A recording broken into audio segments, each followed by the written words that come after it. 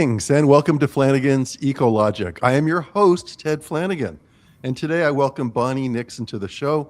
What a job she has. Bonnie, or Dr. Bonnie Nixon, is the Sustainability Director for the Long Beach Container Terminal, one of the busiest shipping terminals in the United States, and certainly one of the greenest in the world. Bonnie, welcome to the podcast. Thanks, Ted. It's a pleasure to be here. Well, thank you for taking the time to do so. And let's start out with how you got into this in the first place. I was listening to one of your TEDx talks, and I learned that you grew up in northern New Jersey and an industrial community. Your family had lots of medical issues, and you sort of put one and one together and said, "Now look, there's a link here." So talk a little bit about that early awareness. Yeah, I've always worked on environmental things, although my initial impetus was to actually do social work and social justice. I had grown up in, a family that relied, a single mother with three children, and relied on welfare. And I saw the system at a very young age. I was thrown into it and given, free lunches and food stamps and had to navigate that world. And sometimes it was humiliating and embarrassing, and other times it just was challenging. And I watched what my mother went through with it for many years. And so that was the direction I was heading.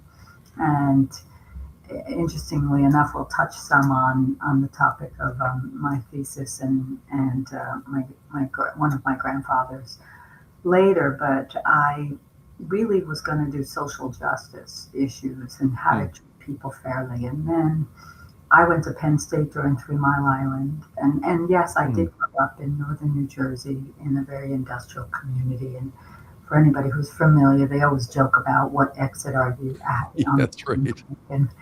And yeah, there's, if you go from, Newark and Secaucus and you're talking all those communities, it's very industrial, and the air quality obviously suffers from it, as well as to different toxic situations.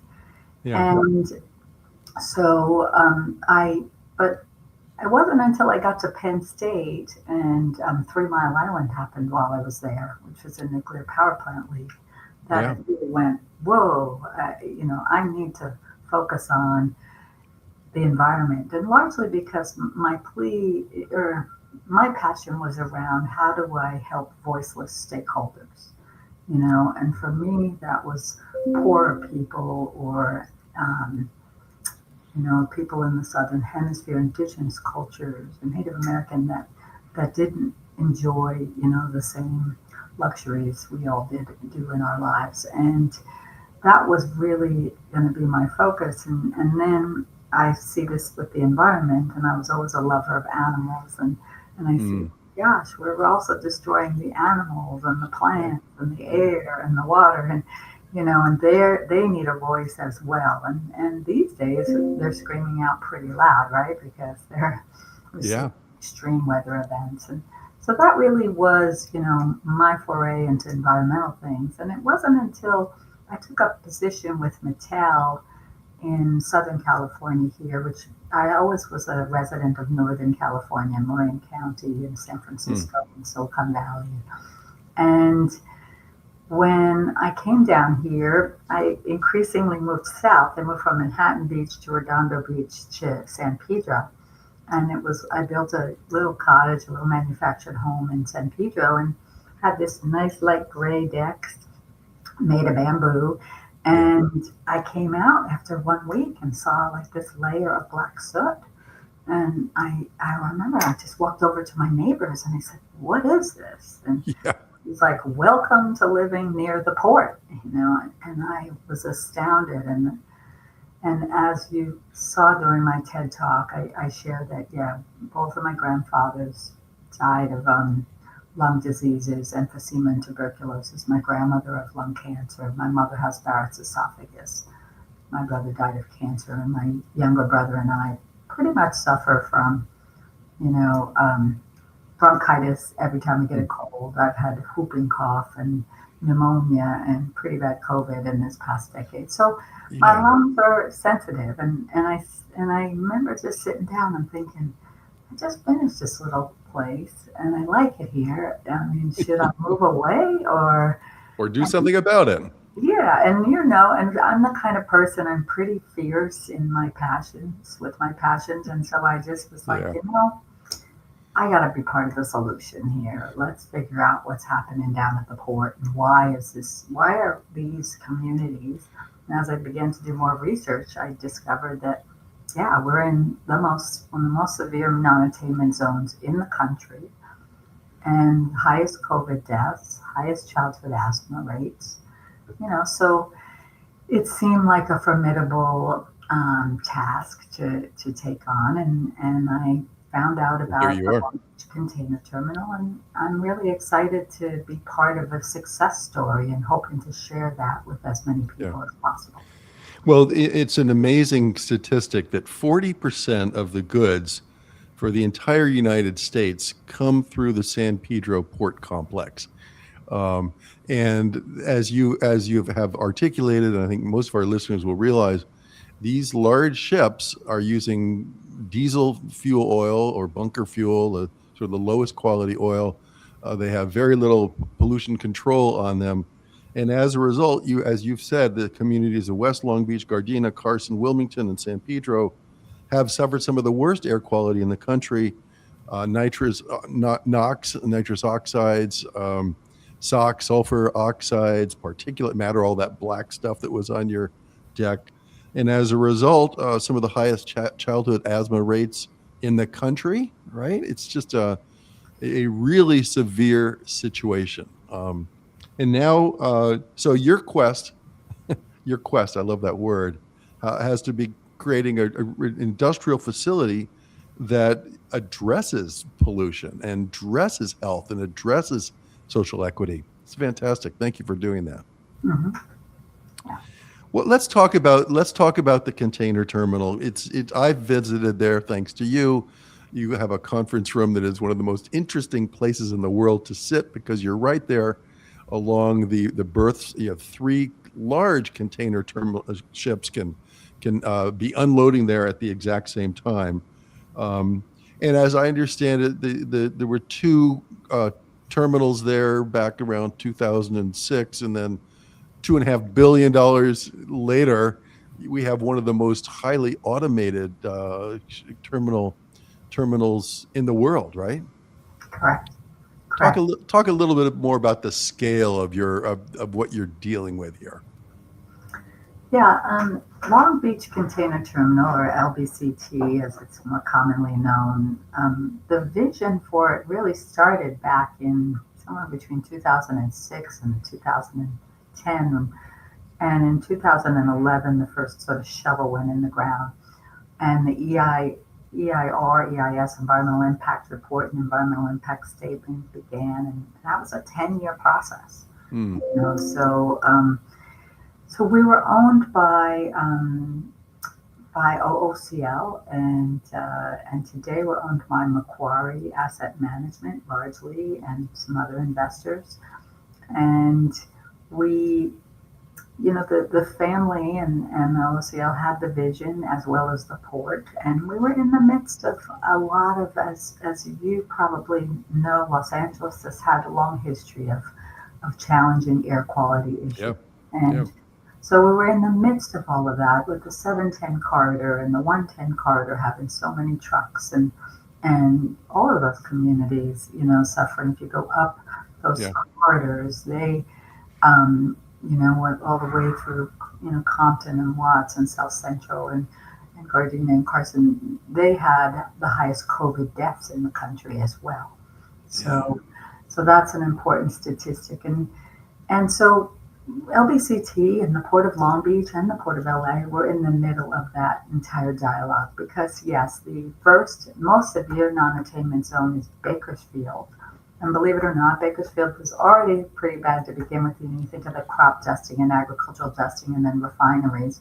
And now you add all of the warehouses and the idling trucks that are coming up and down the 5 and the 99. And so, so that is the most severe because it's trapped in there by the mountains, and then we are as well. And geography does play a factor. The mountains sort of sock it in. And Yep. what we've got is In order of impact is the ships. These are very large and they use diesel, dirty bunker fuel for the most part to come across the oceans.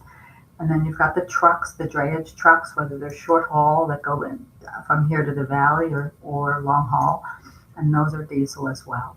And then you have the cargo handling equipment itself, and then you have the locomotives for the trains, and they use diesels, and then finally the tugs.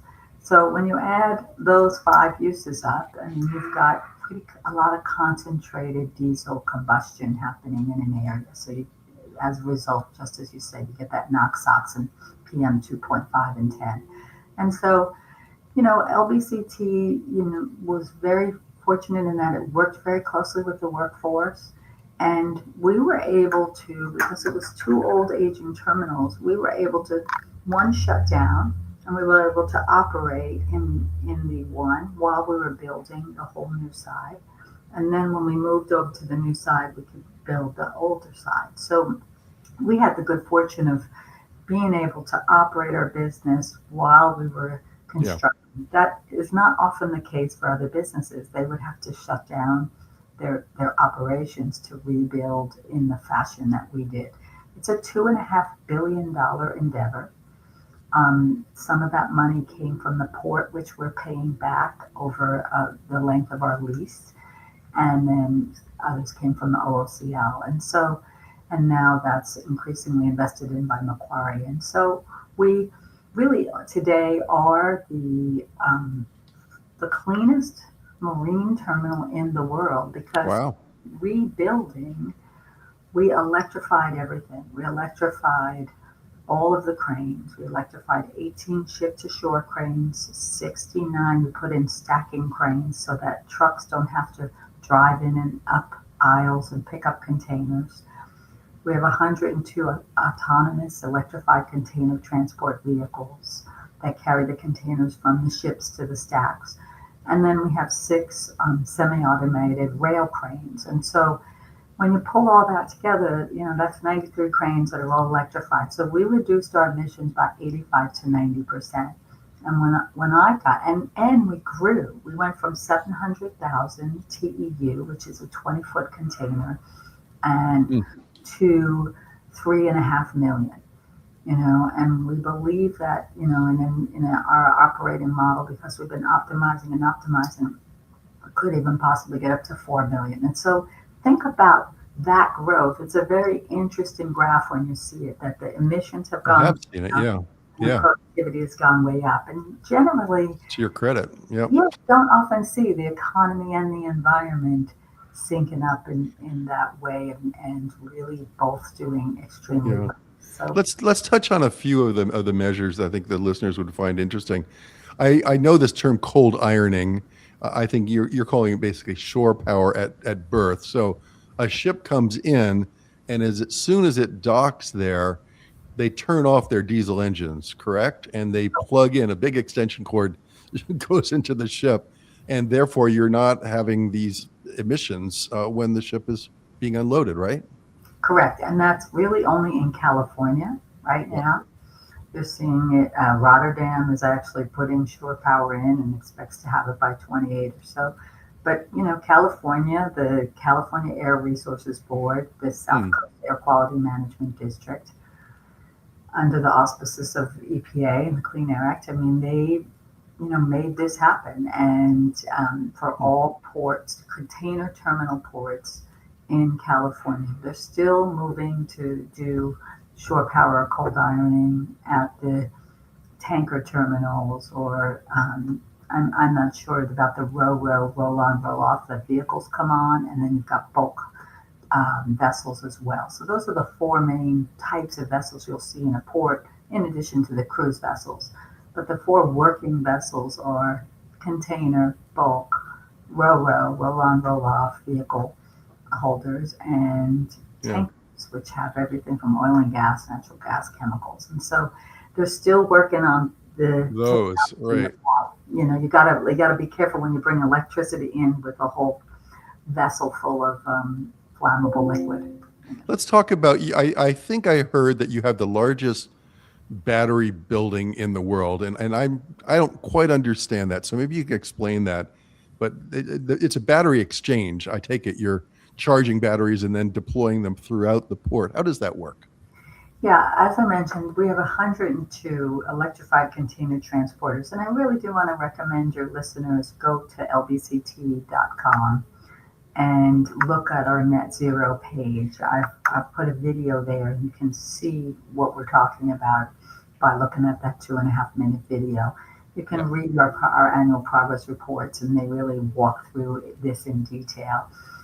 But these 102 vehicles, they are autonomous. They drive on their own and move the containers from the ships into the stacks. So cranes, we are the only container terminal in this country that can pick up 2 containers at once off the ship, so we can load and offload. During COVID, we had no ships out at anchor. Those 106 ships that were lined up along the coast, none of them were ours, and we took an additional 47 or so because we can move so fast. We're loading and unloading at the same time with cranes that are picking up 2 containers, putting them on an autonomous vehicle, bringing them into the stacks. Software is operating in all of this. And those vehicles, we have 2 battery exchange buildings, and they are the 2 largest in the world. And those vehicles drive in there, and within about 5 minutes, 8 minutes, the battery is pulled out, another battery is put in and by an automatic dolly, and it goes back out for another 8 to 10 hour shift. That's So amazing. Now, Bonnie, here's a super naive question. But do each one of those containers have some sort of a code on the outside so that you identify the container and you know where it should go in these stacks? yeah, it's all operated, by software. They're given missions, and the system under the ground. It's not wireless. It's called the Frog system, free range on grid. And it's these small transponders that are embedded in the concrete, and the vehicles, know where they're going. People come here when they see them, and they're like amazed that they're not crashing into each other, and Right. that they, there's 100 of them operating on the same field, and they know exactly what stacks to go to, and so they're given missions by software, and of course, we do also have a very large workforce on our terminal. Everyone who works brings the lashers, go on and off the ships, and remove the bars or put the bars on to secure the ship before it sets sail or when it comes in. There are longshoremen that are working as mechanics. There are longshoremen that are working on the rail side that bring it from the rail to the truck stacks and driving those all day. And that's the job that I'm actually currently doing. When I got here, I said to the CEO, are we willing to go all the way to true net zero? And he said, yeah, let's figure out what that entails. And so I did the analysis and figured out that we needed to still change over 270 rolling stock vehicles. And those are yard tractors and forklifts. And they're unique kinds of equipment that operate on terminals called reach stackers and top handlers. And then, of course, there's pickup trucks and buses and sweepers and everything you'd have on a 300-acre industrial site. So it is, yeah. So we're changing all that over. We just got done with our 100% design drawings. We're putting out bid packages. We're beginning the construction this year, and next year we're buying all the equipment. And we're hoping that by 2028, when the Olympics come to Long Beach, there'll be 9 events here, that we will be a true net zero terminal. That's fantastic. Now, I've got to add a little bit more color here. Trucks are coming in and out, and because of your automation and your sophistication, they're in and out in about 45 minutes, which is amazing. There's 6 rail lines that come right into the port, right? Or you have 6 spurs right in the port. So there's just a tremendous amount of activity going on. Now, this net zero plan that you wrote for the port, I believe that you were suggesting you needed $250 million to decarbonize the operations that we're talking about. And to your credit, you've raised over 100 million so far, right? Yeah, 130. 130 now. Okay, I saw 102. I think as I was doing a little bit of research this week. So that's quite fantastic. I wanted to ask you about decarbonizing because you've gotten rid of a lot of your diesel emissions, The cranes are all electrified now. So you're buying, I think you told me the other day, you're buying about $1 million worth of electricity a month. Um, Correct. are you having to buy carbon offsets for whatever portion of that electricity is not coming from renewable resources? No, your audience is probably familiar with the terminology, and if not, please go to our reports, Scope 1, Scope 2, and Scope 3. So Yeah. Scope 1 is our own operations. And since we've already reduced emissions dramatically here, we only have, when I got here, it was just over 4,500 metric tons that we were producing. And even when I went to SCE and told them that, they were like, whoa, we didn't realize you were that low. And if you're under 10,000, you get a rebate. And so there was a nice rebate that came to us and that we weren't collecting on an annual basis to begin with. But then, secondly, we started, yes, we bought, and we were buying, prior to me, they were buying like refrigerants from Canada, offsets. And I stopped that practice just because I said, look, I think we should be buying offsets that are more material to who we are. Hmm. So I found steel waste recovery offsets. And for those 4,000 metric tons, we do buy those so that we are carbon neutral on Scope 1. But understand, Hmm. because we have electrified all our cranes, unlike other terminals here, Yeah. we have tremendous amount of generated low carbon fuel standard credits under the California law that is wonderfully written in that way. And those LCFS credits, we take those proceeds and invest them in dairy digesters in the Central Valley, where you've got the most severe non-attainment zone, and that take the methane out of the atmosphere and produce electricity. So that's for our Scope 2. So we are very heavily involved in the renewable energy Yeah. credit market, and we also generate income, which goes back into net zero equipment. So, so for that, we're actually negative 23,000 metric tons on our Scope 2. And in fact, everybody's astounded at that and says, wait, you only need to get to zero. And I said, yeah, but we make money and we're making up for the polluters around us. And number one, and we're also making up for what Southern California Edison is yet doing. But they're only about 50 to 60% renewables right now. In fact, they can only 49% is what they can verify, and some of the others comes out of the independent system operators, and they're not sure. They think there's another 5 to 10%. They've committed to be 80% renewable by 2030. So we still have to make up for that 20% that they're not in our Scope 2, which is our electricity.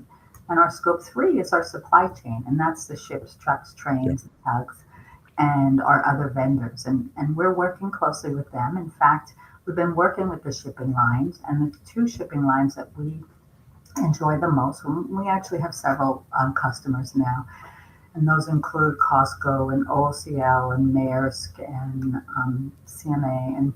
And we had 25 voyages come across the water last year in 2025 that were e-methanol ships, which means they could come across clean because they have methanol Yeah. over in China or Asia, and we do not have it yet here. We're not bunkering it yet here. So we're urging the port and the fuel suppliers to get e-methanol supplies and bunker it so that the ships can go back clean. And that's a really great thing for the overall environment. And I calculate our Scope 3 emissions, Hmm. and I calculated them to be 27,000 metric tons. And we actually purchase the offsets for those as well. Oh, you do. I use And Bonnie, where this is another simple question: are most of the ships going to China or coming from China, or you mentioned Asia? Asia. I mean, Asia. There's also Korea, and for sure, our supply chain is still largely based in Asia. Yeah. I know there's aspirations, to bring more of it here and move it to other parts of the world, but it's going to take a considerable amount of time to sort of change that entire very complex system. As you know, I worked at Hewlett Packard for 13 years. I was at Walmart, and Mattel. And I've been to China about 40 times, and I started going in 1997, and I really watched how, how China, is our factory. Yeah. And Yeah, the world's factory, I've heard it called. yeah, and increasingly, that's Vietnam and Korea and Taiwan. Taiwan is where a lot of chips are made and things like that. And so, the fact is that, they also took all our pollution as well. And they're aggressively addressing it by building e-methanol plants and by electrifying all of their cranes and by electrifying all their cars. I think if you go to Shanghai, it's something like 80 to 90% of all the cars on the road Right. are electric. So what is left? You said, we said $250 million to do this. You've raised 130 million. You need about another 120. Is it primarily these vehicles that are on site? There's a sort of variety of all these different vehicles that you mentioned earlier. Yeah, it's not just, it is certainly all the rolling stock vehicles, but keep in mind, the vehicles themselves are 3, 4, 5 times the price of a traditional gasoline, propane, or diesel vehicle. So that's one thing we're seeing is, your yard tractor, which can cost 150,000 is 450,000. The electric version of it, you're saying? Yeah, the electric version. Yeah. And then that doesn't include the switch gearbox, the conduit under the ground, and the charger. And if you have any kind of charging apparatus. So that doesn't include those. So you're paying for that. And then, like, since we got even a couple of the grants from the federal and state government several years back, we've had inflation, we've had tariffs, we had something called BABA, Build America, Buy America, to bring the manufacturing back to America. And again, that just doesn't happen overnight, and the labor is a whole different animal. And so it just, it's taking the time that it takes to do that. But then I would add that in addition, and you're familiar with the fact that we're also just looking at the resiliency issue. Like, and what happens if we lose parts of the grid, for certain days? How could we keep running? And how could we be less dependent only on SCE? Because they're going to be providing a lot more energy to other parts of the grid and other parts of the port. So how do we work together on this? And we're looking at putting solar on every potential roof that we can put it. We're looking at best battery energy storage systems, best systems to replace our diesel generators, backup generators, and put them around with electrolyzers and plug some vehicles into those. And then thirdly, we're looking at linear generators. We could create a small power plant that might actually keep some of the cranes going as well. So these are additional projects, in addition to replacing the 270 vehicles. That's great. Bonnie, we're running short, obviously, always. That's life. You had a number of corporate jobs. You mentioned Mattel, Walmart, Hewlett Packard, and then you decided to get a PhD. And I really wanted to hit on your thesis because you really were digging into supply chains.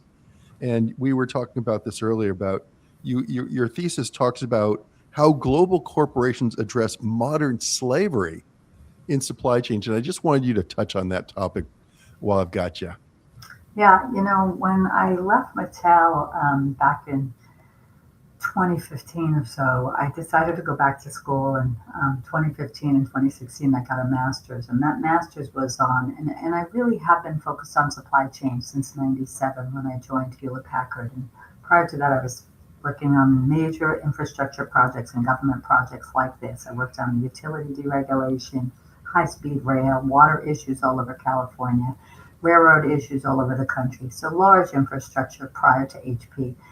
Once I got to HP, I really got interested in the global scene and how the global North was exploiting the global South, not just degrading the environment, but also exploiting the labor and and in fact also having a pretty severe impact on the indigenous cultures that steward like 84% of the land on the planet, and know how to treat the land. They know we're guests here Right. for a short time.